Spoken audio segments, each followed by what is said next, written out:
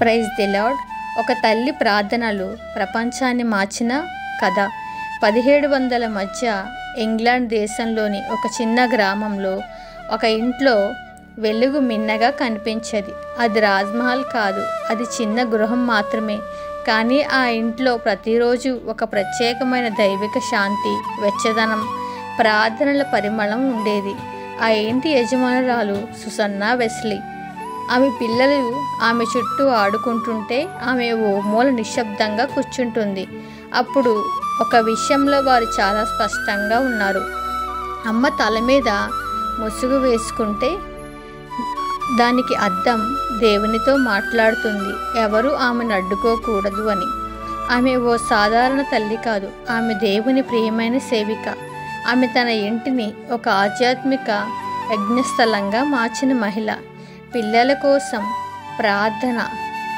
సుసన్నాకు 19 మంది పిల్లలు. వాటిలో ఎక్కువ మంది చిన్న వయసులోనే చనిపోయారు.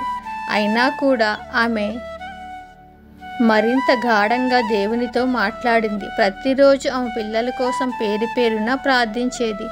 అయితే 2 పిల్లల కోసం ఆమెకు ప్రత్యేకమైన భారం ఉండేది, జాన్ వెస్లీ మరియు చార్లెస్ వెస్లీ.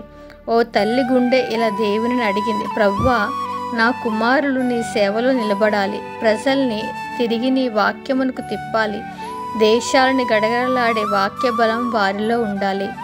ఆమె ప్రార్థనలు గాల్లో కలవలేదు, అవి ఆకాశాన్ని తాకాయి, దేవుని గుండెను స్పర్శించాయి. ఆమె ప్రార్థనలు ఎప్పుడూ యంత్రంలా కాకుండా ఆవేశం, కన్నీటితో, దేవునిపై పూర్తి ఆధారపడే గుండెతో జరిగేవి.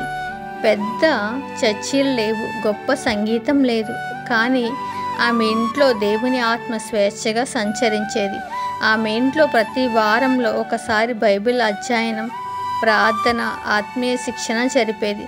మొదట 4-5 మంది వచ్చిన కొంతకాలానికి 200 మందికి పైగా ప్రజలు ఆమె ఇంటికి వచ్చేవారు. దేవుని వాక్యం అంతటికి దీపమైంది ఆమె గళం.